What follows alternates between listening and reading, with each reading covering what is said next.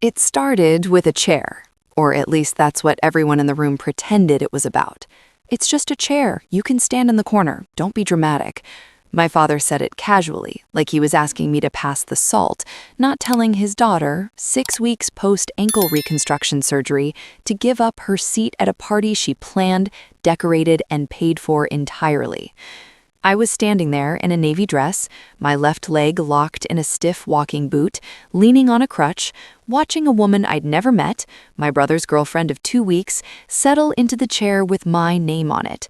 53 guests filled the hall, string lights glowing softly, white hydrangeas centered on every table, the banner reading 40 years of love stretched across the far wall. Everything in that room existed because I had made it exist, from a couch with my leg elevated on pillows juggling invoices and pain and expectations. And yet there I was, being told to stand in the corner like an inconvenience. What no one in that room knew was that 3 days earlier, I had discovered something far worse than losing a chair, something that would make that moment feel almost insignificant by the end of the night. My name is Andine. I'm 34, and I've spent most of my adult life being the responsible one, the dependable one, the one who fixes everything no one else wants to face. 6 weeks before that party, I slipped on wet stone steps at a venue and heard my ankle snap before I felt it. The diagnosis was brutal. Reconstructive surgery, 8 weeks non-weight bearing, months of therapy. My career depends on mobility, long hours on my feet, managing events, solving problems in motion, and suddenly that was at risk. I called my mother from the hospital, still groggy from anesthesia, expecting concern. Instead, she asked if I could still organize their anniversary party. Not, "Are you okay?" Not, "Do you need help?" Just logistics.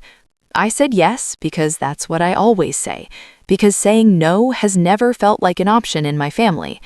3 years earlier, when my parents were on the verge of eviction, I bought their condo outright with my savings. I put it in my name, charged them a fraction of market rent, and even opened a joint account with my father for emergencies, seeding it with money I had set aside for my own future, my safety net. Over time, that account became a quiet leak. Withdrawals here and there, always justified, always urgent, always for my brother Brent, who has spent his adult life drifting from one failure to the next. I didn't question it deeply because I was too busy holding everything together.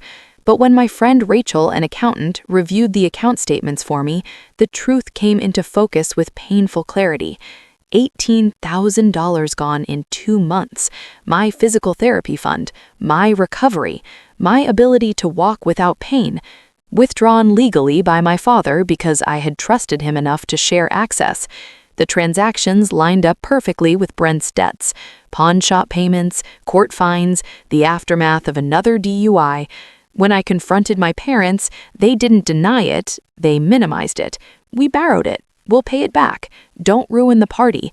And that was the moment something in me shifted. I signed the non-renewal notice for their lease that same night and tucked it into my clutch. I wasn't sure how or when I would use it, but I knew I couldn't keep living like this, funding their lives at the expense of my own. By the time I arrived at the party, I had already made my decision. I just hadn't spoken it out loud yet. Then came the whispers, the looks, the quiet distance from relatives who seemed unsure of me. My cousin Ellen pulled me aside and told me why. My mother had been telling people I was unstable, dependent on painkillers, likely to cause a scene. She had preemptively discredited me so that if I spoke the truth, it would sound like delusion. That hurt more than the money, more than the chair. That was a betrayal of identity, not just trust.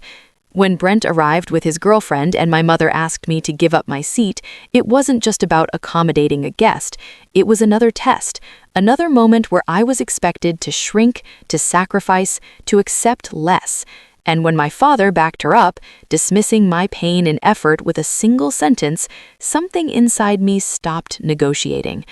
I stood in that corner for nearly an hour, watching them eat, laugh, and celebrate a life I had financed, while my ankle throbbed and my presence was reduced to an afterthought. No one brought me a chair.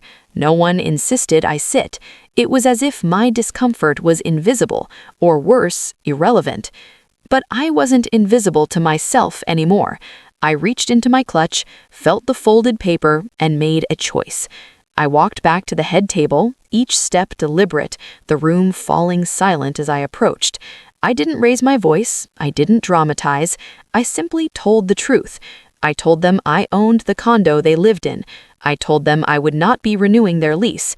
I laid out the bank statement, the withdrawals, the reality they had hoped to keep hidden. I spoke calmly, clearly, and without apology. The room shifted. People who had been uncertain now understood. The narrative my mother had built began to unravel in real time. She tried to redirect, to cry, to paint me as unstable, but it didn't hold. Too many people had seen too much. My father didn't deny the withdrawals. My brother couldn't explain them.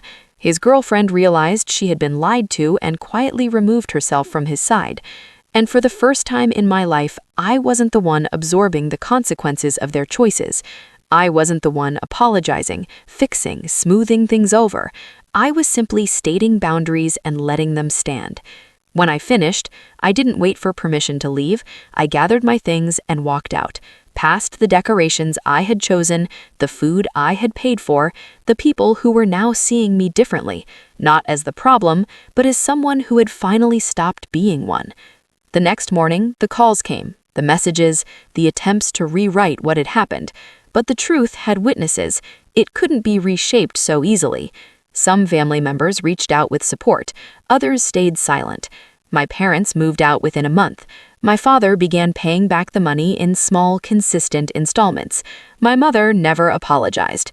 Brent disappeared for a while, then reappeared somewhere else, repeating the same patterns. And me? I started physical therapy. I rebuilt my strength. I returned to my work, my clients, my life. 4 months later, I walked 2 miles without pain. I wore heels again.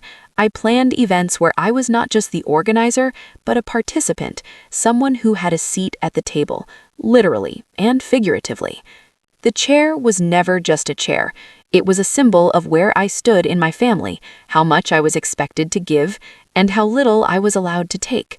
For years, I believed that if I gave enough, they would see me, value me, treat me differently. But generosity without boundaries isn't love, it's depletion, and I had finally reached the point where there was nothing left to give without losing myself entirely. So I chose differently. I chose to stop standing in corners. I chose to protect my health, my finances, my dignity. I chose to accept that some relationships cannot survive honesty, and that's not always a loss. Sometimes it's a release. I don't carry anger anymore. I carry clarity. I know what I'm willing to give, and I know what I deserve in return. And for the first time in a very long time, those two things are in balance.